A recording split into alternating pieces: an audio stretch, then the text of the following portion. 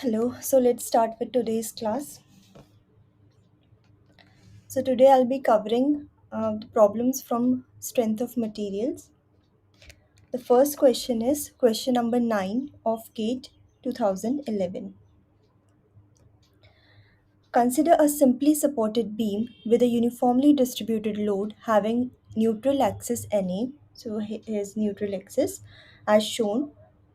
4 points P on the neutral axis, so is a point P, and Q at the bottom of the beam, the state of stress is best represented by which of the following pairs? Okay, so we need to tell what is the state of stress at point P and point Q. So this represents the shear stress, this represents tension, this represents compression.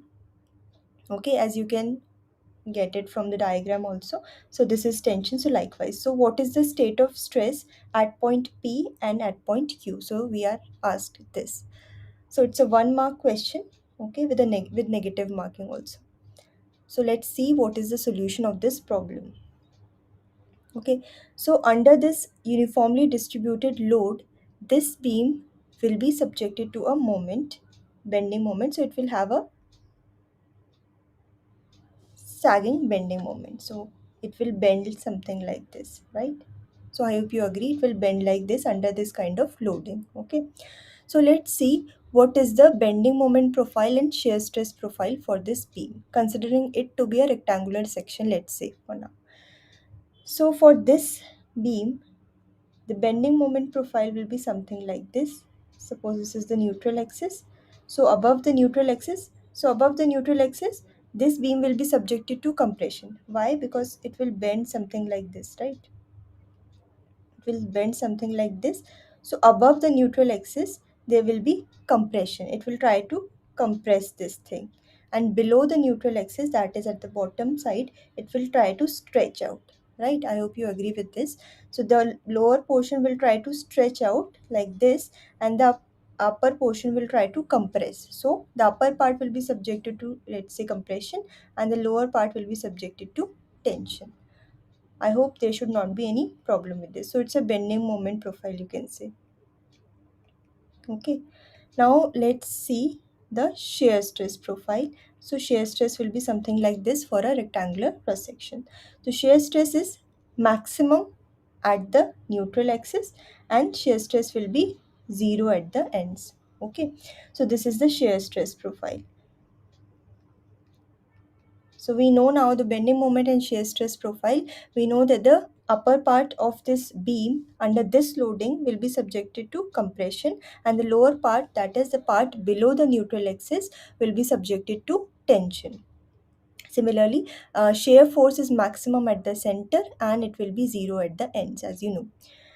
So with this information, let's see what are the what is the state of stress at point P and point Q.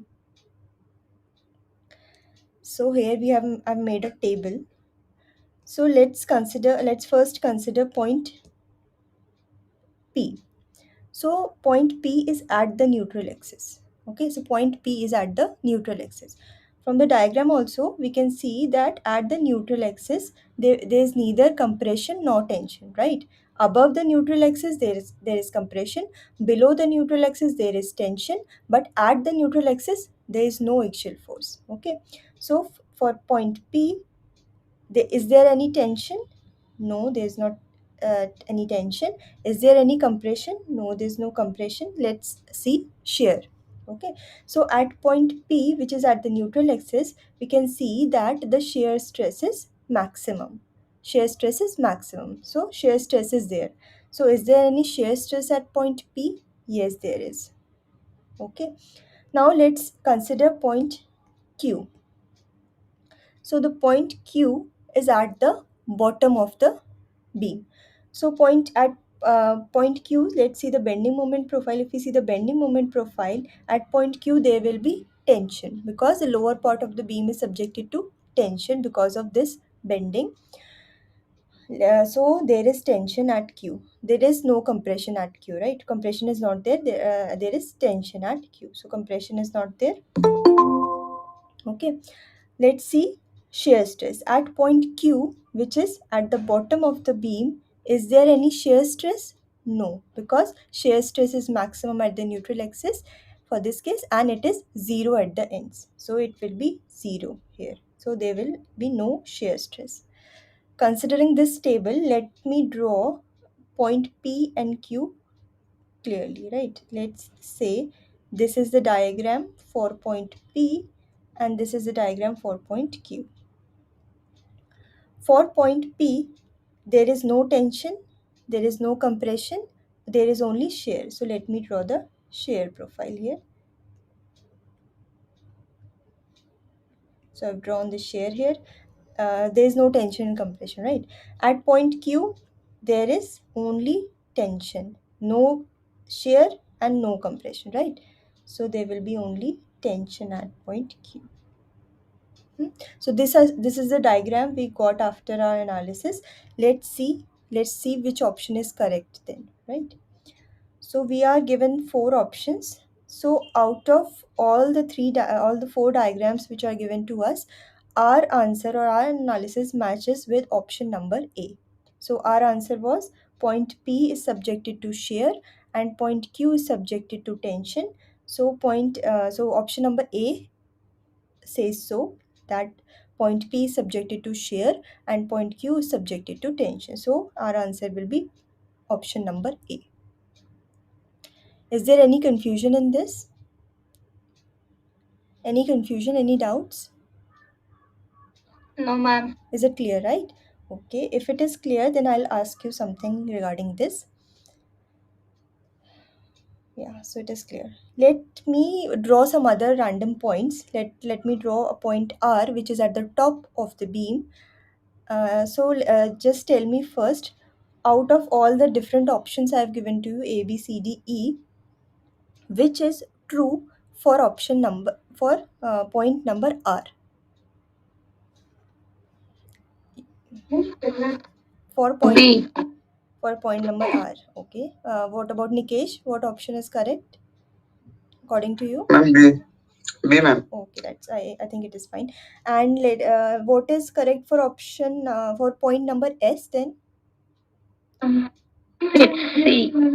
For option number S. And what about Nikesh? Is it same for you? Yes, ma'am, C.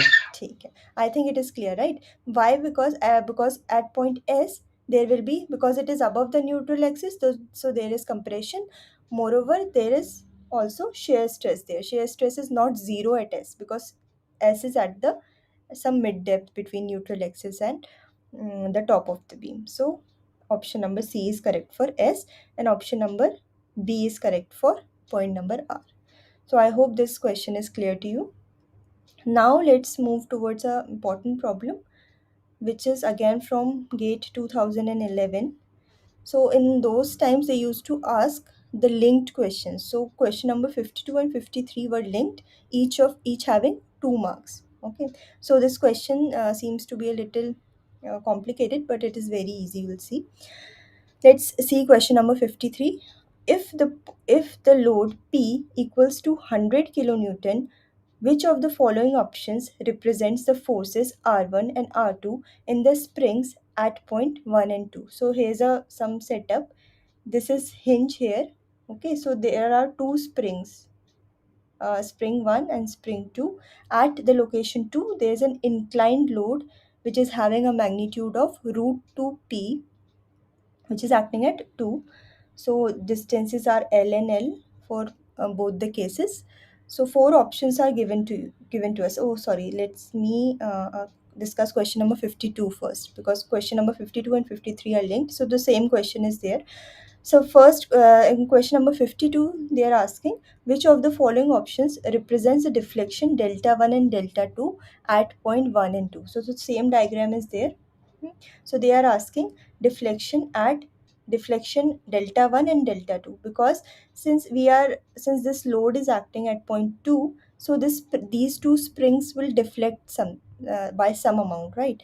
So let's say this spring 1 is deflecting by amount delta 1 and this spring 2 is deflecting by amount delta 2. So we are asked the value of deflections delta 1 and delta 2. So let me ask you first, for this type of loading, this beam will or this bar will deflect downwards or upwards? Downwards. Okay, right. So you're getting the question. So it will obviously, because of this load is acting downward, so it will deflect in downward direction. It will deflect something like this. And because of this deflection, this spring will have some force, and this spring too will also have some force, right? So first of all, they are asking how much is the deflection, and then they are asking what is the reaction. So first they are asking the deflection amount, and then they are asking what is the reaction at spring 1 and spring 2. Let's find out the deflection amount delta 1 and delta 2 first at point 1 and point 2. Yeah, so then we'll discuss question number 53, in which we were asked a reaction. So first we'll calculate the deflection amount, and then we will calculate the reactions at 1 and 2. Let's see the problem now. So uh, there's a load of P root 2 here. So under this loading, this beam will deflect like this because it is hinged here, so it will deflect like in this way. So here I have shown the deflected shape for this beam. Let's call this deflection as delta 1 and this deflection as delta 2, okay, which is under this loading. And let's call this point as point number A. So if we see this triangle, so it has made one big triangle, right? So we can write as delta 2 divided by this length, which is 2L. Please see it carefully. Delta 2 divided by 2L, from similarity of triangles, right? Delta 2 divided by 2L equal to delta 1 divided by L. I hope you agree with this. Delta 2 divided by this entire length equal to delta 1 divided by this length. From similarity of triangles, you know that, right? So if there is a triangle like this, so delta 2 divided by this entire length 2L equal to delta 1 divided by this length L. So I have used this formula here. So delta 1 divided by length. Okay. So from this we get delta 2 is equal to twice of delta 1. I hope there should not be any confusion in this. Delta 2 is twice of delta 1. So from this diagram, we get one relation, that is delta 2 is equal to twice of delta 1. Let's see the options before doing any further calculations, if we could get anything from this relation. So if you see the options, they have very smartly formulated the options also. Like they have always, for each and every option, they have given this they have given this relation only, that is in every problem. Delta 2, let's see for this option, delta 2 here is twice of delta 1. Here also delta 2 is twice of delta 1, and for all the similarly for all the four options they have given, they have satisfied this relation. So at this step we cannot get anything. If they have not chosen the option like this, then maybe from this relation only we could get we could get our answer. But from this relation we cannot get anything. So we'll proceed further. So you have to check at every step, because in gate you are not you have not do not have to perfectly solve each and every step. You just have to get the right answer in the fastest possible time. So you should check the options accordingly, right? So from till now we got this relation like delta 2 equal to twice of delta 1. Now let's find out the value of delta 2 and delta 1. Okay, so if there is delta 1, okay, so if there is delta 1 here, if at point the point 1 is deflected by delta 1 amount, so the spring will have a force which is called, let's call it as F1. What is the force in spring? Force in spring we get like, we know the relation, right? F equal to K delta, right, for spring. So if the delta is 1 is the deflection for spring 1, so what will be the force here? K delta 1. right? Let's call it R1 because they have given the name R1. So let's call it R1. So R1 will be equal to K delta 1. Okay, force in spring. Force in spring equal to K times the stiffness times the deflection. Similarly, we can write for this spring as R2 equal to K delta 2. Right, and let's say this is point number A. Okay, so moment, what will be the moment at point A? What is the amount of moment at point A? Anybody would like to answer? Let's begin. R1 into L plus R2 into. Yeah, and what will be the amount? What should be the answer? You are you are right that it will be R1 into L multiplied by plus R2 into 2L, right? But what will be the moment? So final moment at point A will be 0 because it is a hinge, right? So we know that this is R1 equal to K delta 1 and it is R2 equal to K delta 2 and it is point number A. So moment at A we know that it is 0, right? Because it's a hinge. So we'll write the value of moment which is R1 force times the distance. Distance is L, right? Force times L plus R2 into distance of R2 from here. So it is 2L. So it is R2 times of 2L equal to 0. I hope you are getting the answer. So R1, the value of R1 is K delta 1 multiplied by the length L plus R2 equal to K delta 2 multiplied by 2L, right? Okay, I'm sorry. There's another force here, right? There's another force, I forgot to include that. And what is the value of that force? It is P root 2, right? So we have to take the component, this component of P root 2. So P root 2, so let's say it is theta 45 degree. So P root 2 sine 45 degree. So P root 2 sine 45 degree will be P, right? So it is P here. So there is another force here which is P. So it will be negative minus P times of 2L. Now it should be equal to 0. Any problem till now? No, ma'am. Okay. So So what? so it is equal to 2PL. Okay. We know the relation between delta 1 and delta 2, which is delta 2 equal to twice of delta 1. So let us replace it with that, into L plus delta 2 equal to twice of delta 1 into 2L equal to 2PL, right? So we get K delta 1 plus 2 plus 4K delta 1 L equals to 2PL. So LL cancels out. So we get delta 1 equal to 2 by 5 of P by K. Delta 1 equal to, yeah. Okay, so we get our answer of delta 1 which is 2 by 5 P by K. So it is the answer. So let's see the option now. So our option is matching with option number B, right? Option number B is correct. We don't need to solve delta 2. Delta 2 is also is already twice of delta 1. So it will be option number B will be our answer. I hope it is correct. It is very easy till now. Okay. Any problem? No, ma'am. Okay, ठीक है.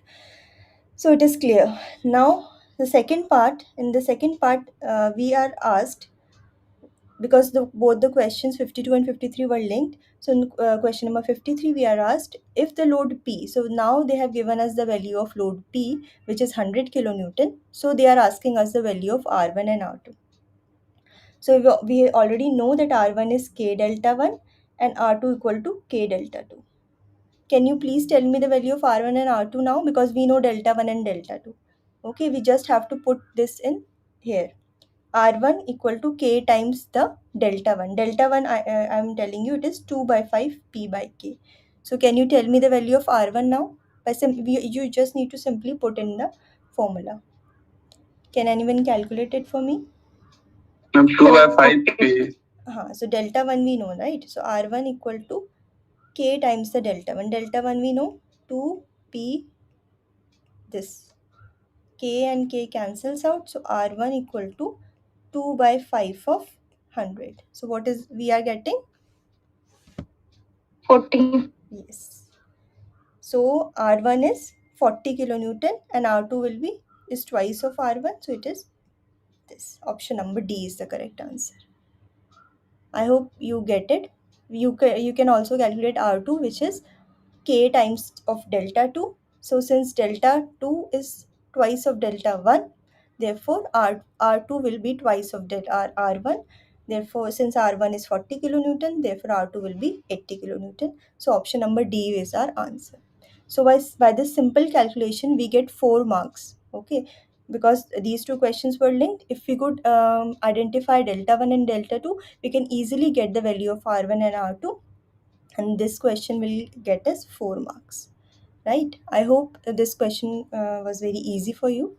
Okay, now if it is clear, then I'll give you a similar question. Okay, yeah, so this is the question now, very similar to the previous one. Okay, for this type of loading arrangement, I want to know what is the value of deflection at point B. Just try it, then if you couldn't do it, then I'll explain it.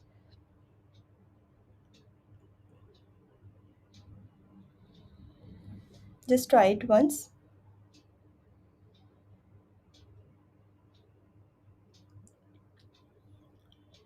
Okay, you know now with this type, because here is a hinge, with this loading, it will deflect like this. It will deflect like this. So here it will be delta 1. Let's say it's delta 1, and this will be delta B, let's say. Now, can you calculate the value of delta B? Same steps you need to follow as the previous question. Very similar to that. I'll give you 2 minutes. Maybe if you could tell me the value of delta 1 and delta B, maybe.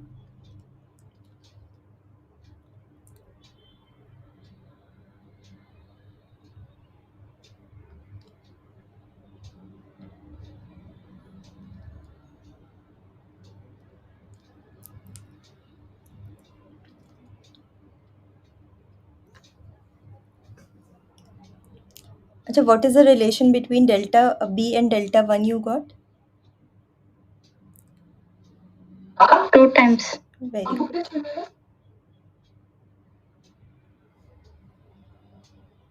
So it's a totally similar question. Let's see. Yeah, so it was very similar question. Let's call it as delta C, and this let's call it as delta B. So from the similarity of triangles, like before, delta B divided by 2L equal to delta C divided by L. From this we got delta B equal to twice of delta C. So the first relation we got like this. Delta B is twice of delta C. In the second step, we need to take the moment about point A. So A is a hinge. So moment at A will be 0. So let's calculate the moment about point A. So moment about point A will be equal to F times L minus 500 times 2L, right? What is the value of F? Ma'am, in this Mm-hmm. question, the spring is in upside, so the moment will come down. F is downward direction, right? In this question, okay, I'll explain it to you. So in this question, when the force will be like, I'll tell you, if it is deflecting downwards, right? So this, it will try to no, it will be upward direction, because it will be in the direction opposite to the deflection, right? Because it is trying to deflect. So here, this force I have shown you in the beam, not in the spring. Is the question, yeah. So this force is in the spring, is the in also at the beam, not at the spring. Okay, just calculate it. Let's see what are the answer you are getting. Maybe you are right, I guess.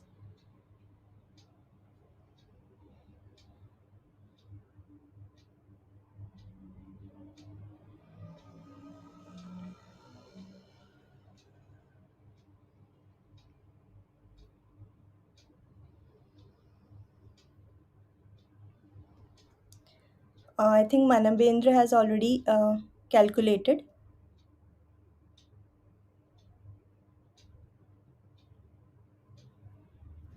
So answer is option number B. Let's see. So I don't have the answer right now. What others are getting? D.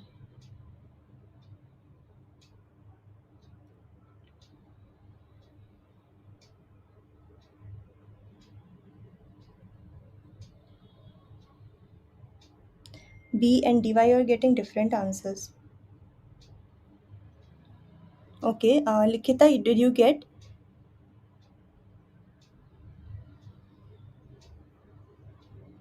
Yeah, so the force F you are, I'm telling you, it is on the beam, not at the spring. So this beam or the bar is trying to pull it down. So it will trying to stretch it here. So it will be in opposite direction to this at the beam.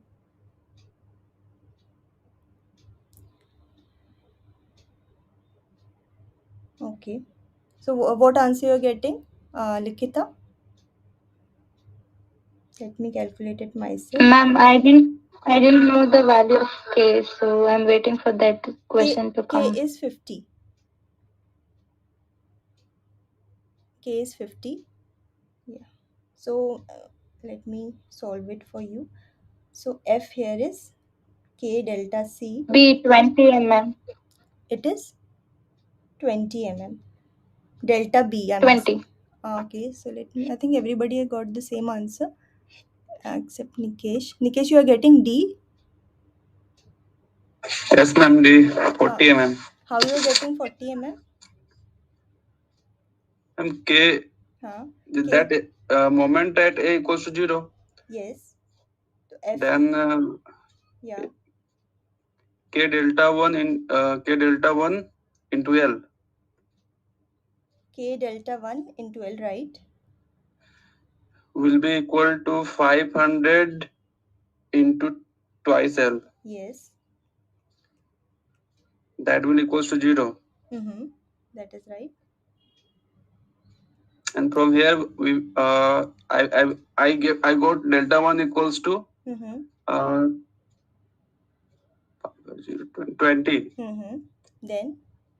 Then ma'am, from relation delta B equals to twice of delta 1, Mm-hmm.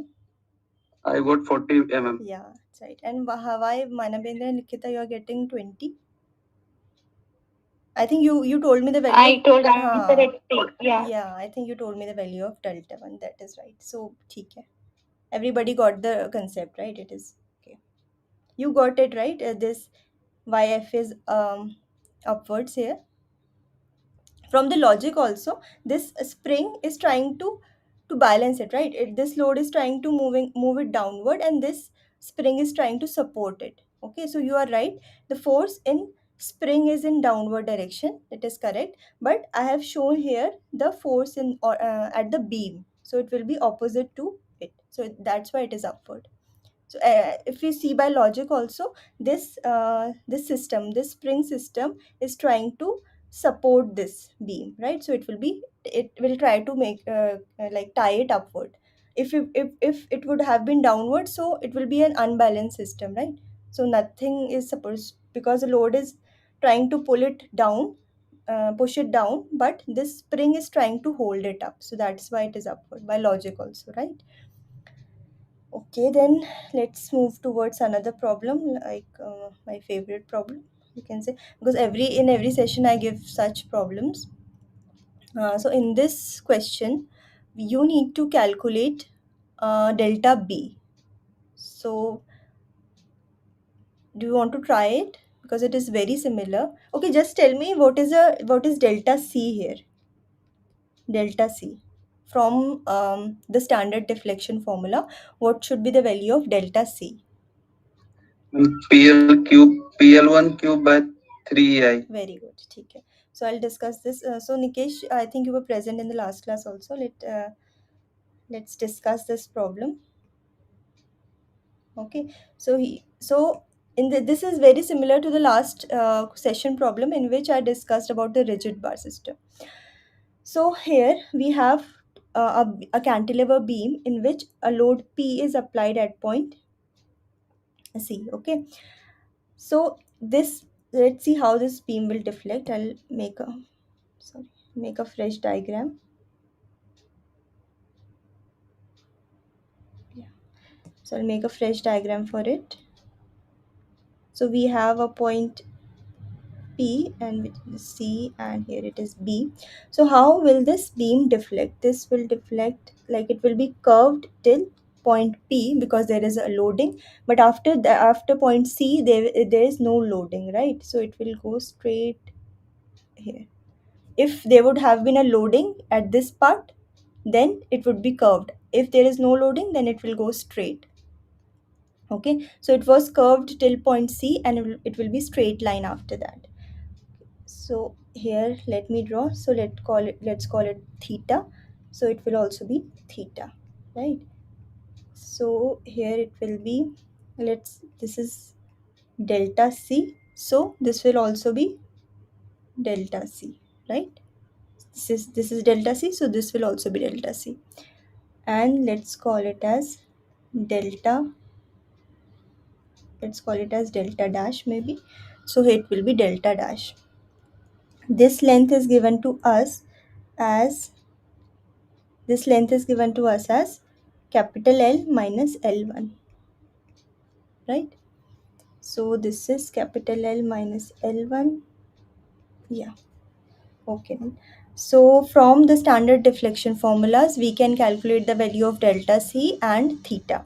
So delta C, as Nikesh told us, is PL cube by 3EI. So P is P and length is L1. So PL1 cube by 3EI, and theta will be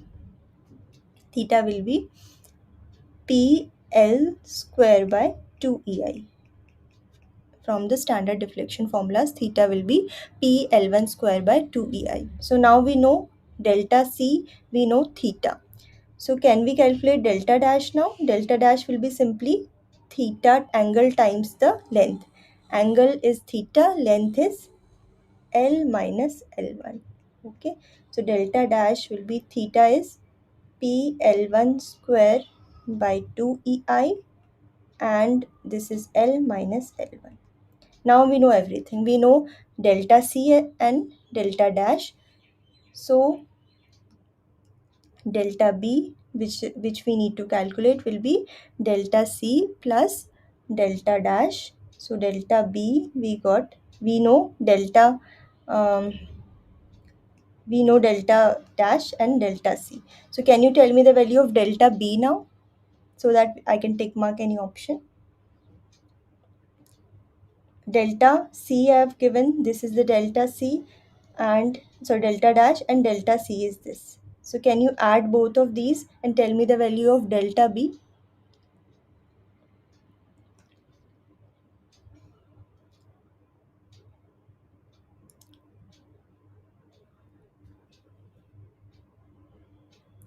What answer you're getting?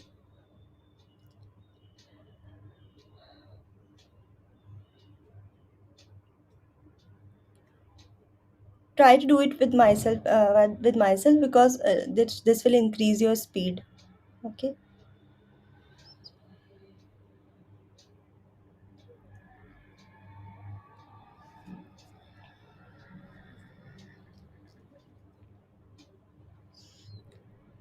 Okay, so anybody got the answer of delta B? So these are the options, right? So these are the options.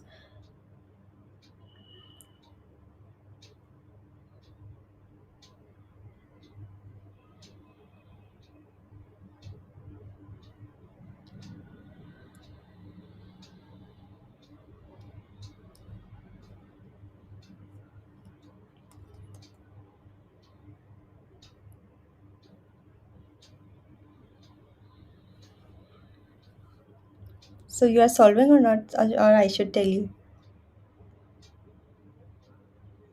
I hope you are solving.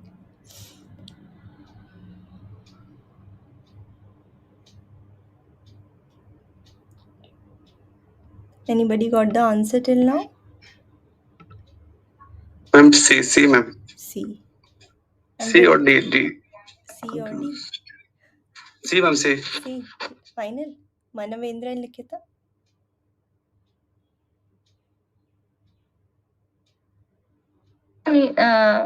Delta is equal to PL. Delta equal to? Use that also. Sorry, I didn't get you. Delta equal to? PL by AE. PL by which thing? I don't get you. What you are exactly asking? Delta, which delta? Ma'am, can you repeat once again? Which thing you are asking? Delta, which delta? Delta C or delta dash? Delta C. Okay, so delta C, there's a standard formula for this which I have used. Delta C, when there's a cantilever and a point load is applied at the end, so the deflection at the end equal to PL cube by 3EI. So this is only for the point load. If there would have been a moment, it will be ml square by 2ei. So these are some standard deflection formulas which you need to remember so that you could use them directly for in your gate exam, right? So that is why I've used this formula pl cube by 3ei. Since l length is l1 here, up till p the length is l1, therefore I have used l1. Manabendra is I hope you get it, Likita. That is what you are asking. Okay, so these are some standard deflection formulas you'll get in any structure analysis book or SOM book. So you should remember these formulas. Okay. So I think I have the answer. It is this delta B. I think it is option C only, right? Yeah, it is right. You all are right. So the answer is option number C, PL1 square by 2E. Okay, so these are the standard deflection formulas. Likita, please note them down because the second question is exactly same as this question. For a cantilever beam, the deflection at end is PL cube by 3EI and theta is PL square by 2EI. So I'm giving you this question now. Please try to solve it and give me the value of delta B or delta C. Try to make it quick this time.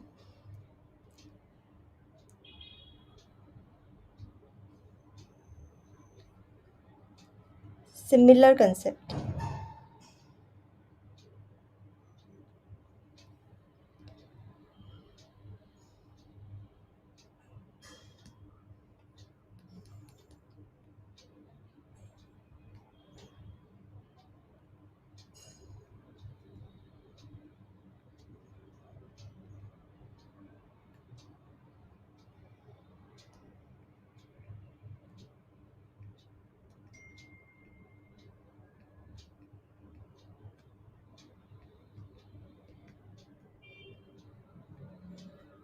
This is B, this is C.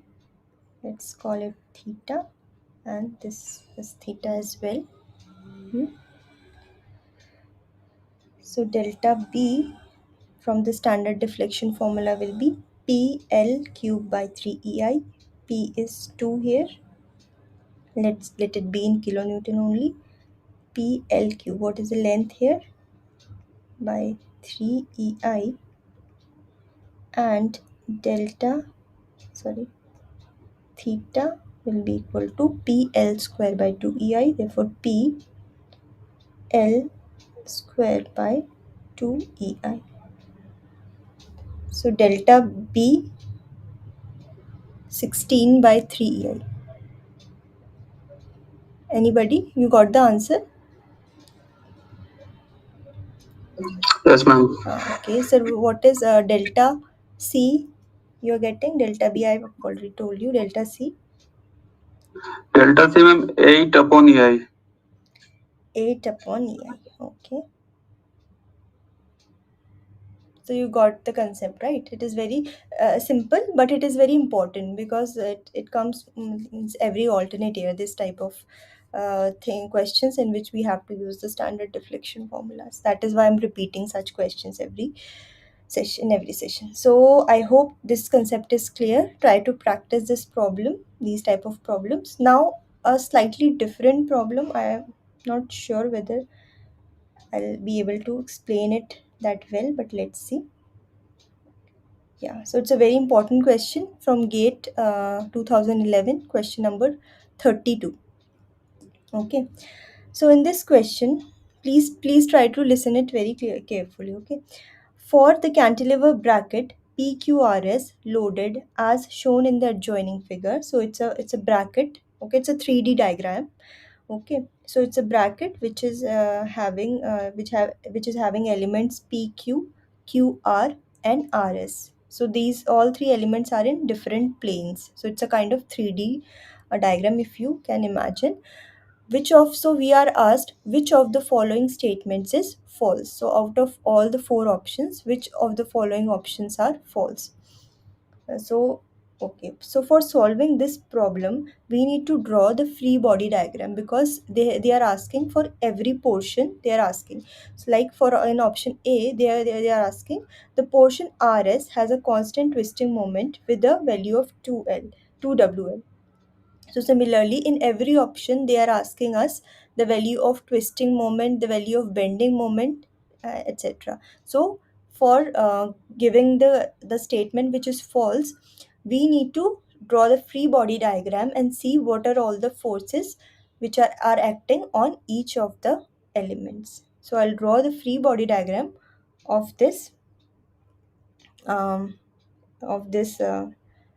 beam, you can say, or elements, bracket elements. Okay, so let me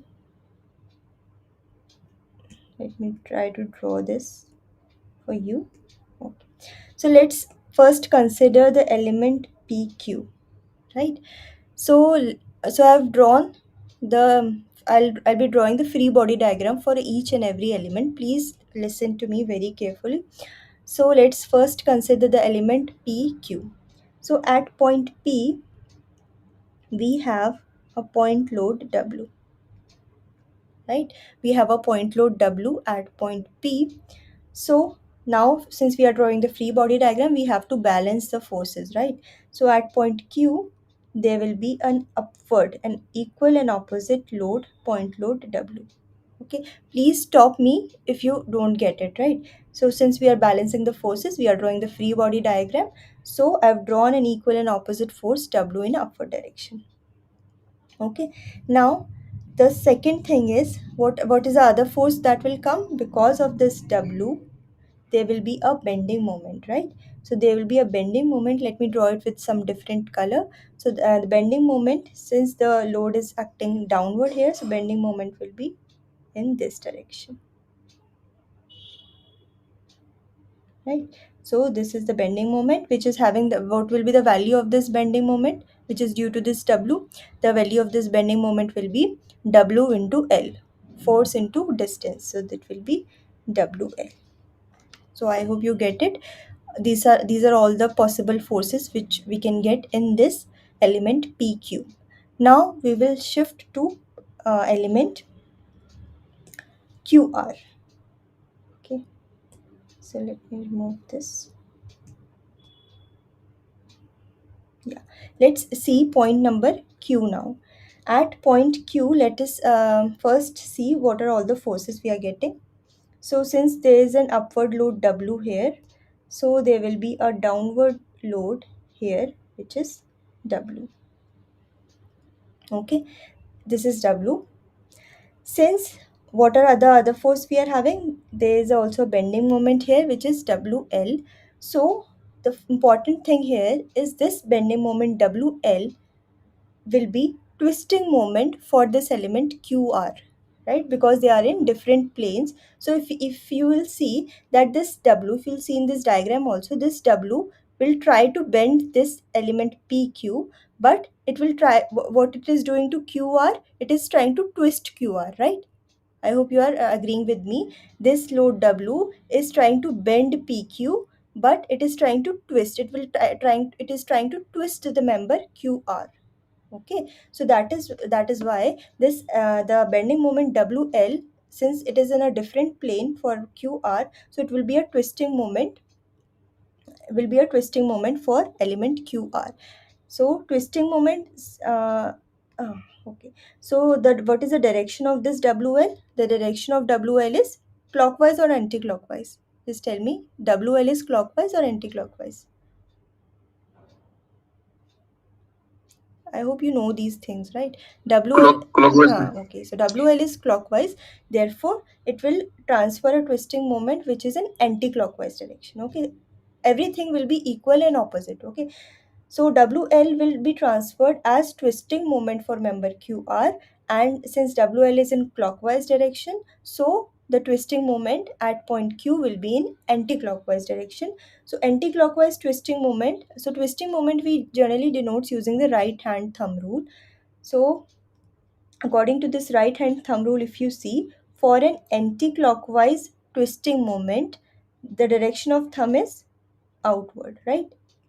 Since it is in anti-clockwise direction, right? The fingers are in anti-clockwise direction and the direction of thumb is outwards, right? So an anti-clockwise twisting moment will be denoted by an outward double arrow.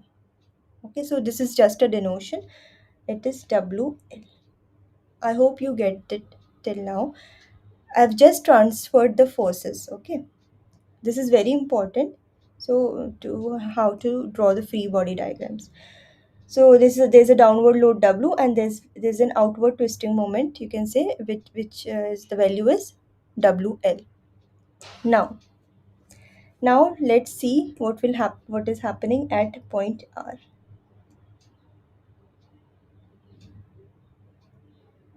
Yeah. So we have point R. At point R, since the W is acting downward here, so it will be upward direction here. Okay, so it will be W here. I'm going very slow. If you don't get it at any steps, let me know. Okay, so since it was downward W, so it will be upward direction. So since the twisting moment was in outward direction here, it will be in opposite direction here, so it will be WL here. Okay, what other thing we can get? We can get a moment due to this W. Okay, so the moment due to this W, what will be the direction of this moment? The direction of this moment will be this, right? And what will be the magnitude of this moment? The magnitude of this moment will be 2WL because the length is 2L. Okay, so it will be 2WL. So we have drawn the free body diagram for element PQ and for element QR till now. Now we will move towards Can you repeat the SR portion of the which portion? S and R portion? SR. Okay, I have not yet told the portion SR. I've just explained it up till QR only. Now I'll explain it for SR. Okay, I'll explain it for SR now. So I'm going Okay. step by step. Actually, I've already solved it for the video lecture. That is why you're seeing this. Now we'll move towards, so up till PQ and QR is clear. Now we'll move towards SR. So we'll just transfer the forces now. So here's a upward load, point load. So at R there will be a downward point load of magnitude W. Okay, this twisting moment, which is WL, since this member SR is in different plane, so this twisting moment WL will be a bending moment for member SR. So when two members are in different plane, the bending moment of one member will become a twisting moment for another member, right? Therefore, this WL, what is the direction of this WL? If we see from the right hand thumb rule, it is in clockwise direction, right? Since it is outward, so it is in clockwise direction. I hope you agree, right? If you make a if you use your right hand and you point the thumb in outward direction, then you will get it in clockwise direction. So Since it is in clockwise direction, so it will become a bending moment for member SR in anti-clockwise direction. So it will be WL, right? It's just that if the members are in different planes, the concept is the bending moment for one member will become the twisting moment for another member and vice versa, and direction will be opposite. So since this twisting moment is having a, if we use the right hand thumb rule, it is having a clockwise direction, so this moment will have an anti-clockwise direction, which is WL. I hope it is clear. Another thing is the bending moment 2WL. So this is the bending moment 2WL for the member QR. Since member SR is in different plane, so this bending moment 2WL will become twisting moment for the member SR. And what will be the direction? Do you want me to want to tell the direction of this twisting moment 2WL? What will be the direction? It will be outwards or inwards? Okay, so let me tell you, this 2WL is in clockwise or anti-clockwise direction? Just tell me. 2WL is in clockwise direction, right? 2WL is in clockwise Yes, ma'am. direction. Therefore, it will transfer the moment as in anti-clockwise direction. And anti-clockwise direction, if we see from the right hand thumb rule, it will be outward direction. It will be 2WL. If you don't want to worry about the direction at this point, you can do that, because in the question it is not asked about direction and everything, so it will be 2WL. Okay, till even if we solve it till this point, it will be okay for us, because we will get our answer anyway. But still, I'll go further and find the forces for member um, for at point S also, right? So I know it is a bit confusing, but I'm trying my best to explain. Okay, so now do you want to tell what will be the forces at point S? It will be an upward point load W, right? Because it was downward, so it will be upward. There will be a torsion which is equal to 2WL. There will be a moment which is WL, because here it is WL, so it will be WL as well. There will be a moment due to this also, this loading also, which will be opposite to this WL. So these are all the forces which are possible at point S. So in all, these two moments were opposite to each other, so it will make the moment 0 here. Okay, so in all, the point S will have a twisting moment of 2WL, it will have a point load of W, and it will have 0 bending moment, because these two bending moments cancel each other. Okay, I know it is a bit difficult to imagine, but I'll share the recording of this part, so please try to listen it again. Now we have the free body diagram of all the three members PQ, QR, and SR. Now we'll see which of the following options are matching with our criteria. So the option A is the portion RS has a constant twisting moment with a value of 2WL. The portion RS. Okay, this is portion RS. So it is given the portion RS has a constant twisting moment of 2WL. So we can see the portion RS has a twisting moment of 2WL, and which is constant for the entire length. For the entire length SR, this member is having a constant twisting moment of 2WL. I hope you agree with this. Okay, so the member RS has a constant twisting moment with a value of 2WL. So this option is right. Second option is the portion QR. The portion QR is having a varying twisting moment with a maximum value of WL. So they told us that QR is having a varying twisting moment with a maximum value of WL. So this option is wrong. Why? Because this member QR is not having a varying twisting moment. It is having a constant twisting moment because it is same at both the ends. If it would have been different for both the ends, then it would be called varying. Since it is same for both the ends, so this is member QR is having a constant twisting moment with value WL, with magnitude of WL. So this option is wrong. Let's see other options as well.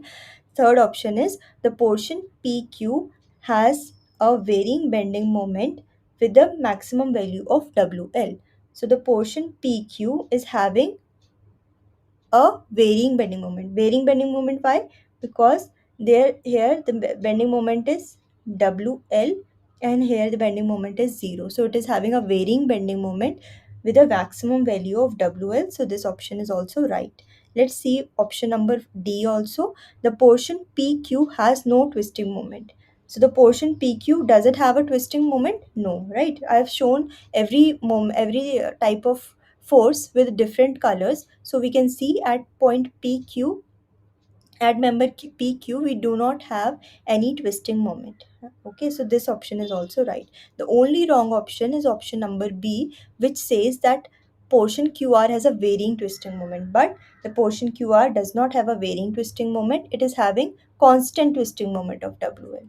So the options itself are very confusing. So if you have not made the free body diagram, you could not guess this thing.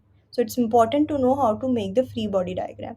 The most important concept in this, for this free type of free body diagram, is for a like in a 3D type of system, when we have every member in different plane. So we should keep this in mind, that a a bending moment for one plane will become a twisting moment for another plane. So that is the key concept for this type of free body diagrams. You should means watch this video again, or you should study this type of concept again to get it better. Okay, it's because this was an important question. Anybody has any question? Just try to watch this again and get the concept. Okay, because I think they do not generally ask this 3D type of diagram in, like, I've seen this in question in gate 2011 only, but you should know, right? I hope it is clear. So uh, if you are okay, then I'll close this session now because it is already 5 p.m. Do you have any questions? Is it okay, right? Should I close now? Okay, thank you so much for listening. Okay, I'll share the recording for this session. If you want, you can see that this explanation again. And if you still have any confusion, you can ask me in the next session. So we'll meet in the next session with different problems. Okay, then thank you for listening. Bye bye.